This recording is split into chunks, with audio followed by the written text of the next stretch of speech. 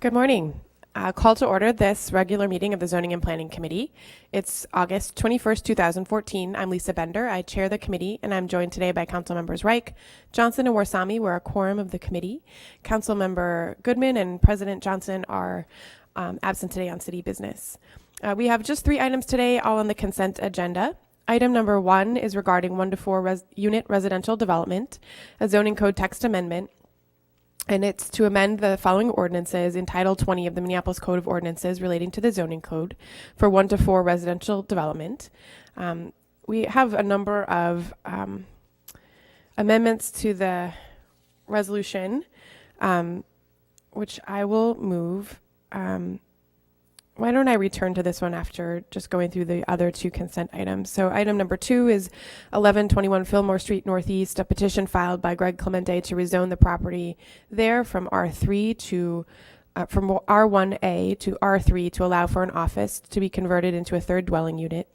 And item number 3 is regarding secondhand goods. It's a subject matter of an ordinance amending Title 20 of the Minneapolis Code of Ordinances, amending regulations for secondhand goods. And that is a staff referral for CPED staff. For item number 1, I'm going to move 3 amendments. I wanted to see if Councilmember Palmisano was here. This was brought forward by Councilmember Palmisano. So I will move 3 portions of this amendment to amend sections 546.240, 546.300, 546.360, 546.420, 546.480, 546.530, 546.580, 546.630, 547.240, 547.310, 547.350, and Table 546.17 in R6 of the Zoning Code Text Amendment by making technical additions and corrections to the code text by amending provisions related to floor area of single and 2-family dwellings. B, to also amend Chapter 551, Section 551.480 to align with the maximum height of single and 2-family dwellings in the Shoreland Overlay District with the new, more restrictive standards in the base zoning districts. And C, to further that all ordinances shall become effective October 1st, 2014. We've been joined by Councilmember Palmisano. Would you like to comment on that change? Just in general, Madam Chair?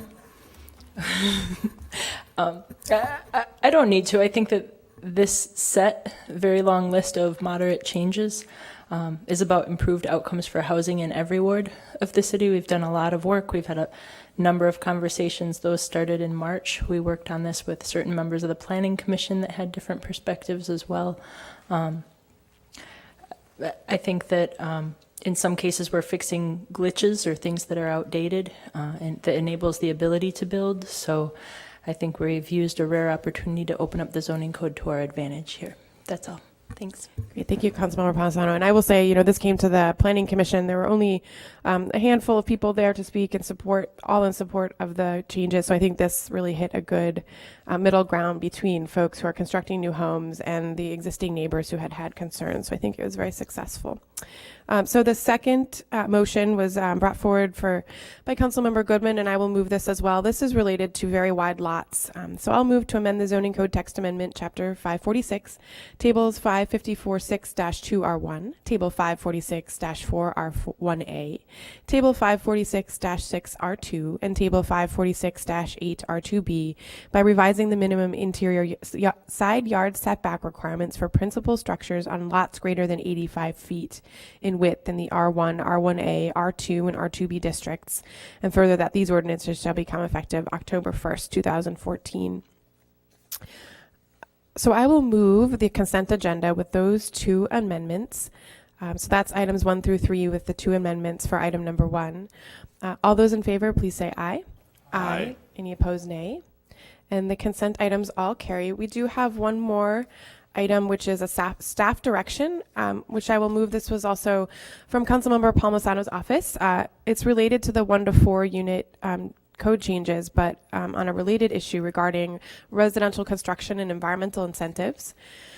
So Councilmember Palmisano requests that staff of the Department of CPED, in collaboration with other city departments, including the City Attorney's Office, Regulatory Services, the City Coordinator's Office, and Public Works, conduct a study of methods and tools to establish incentives related to two aspects of sustainable construction and demolition affecting 1 to 4 unit residential development, green building, and building deconstruction.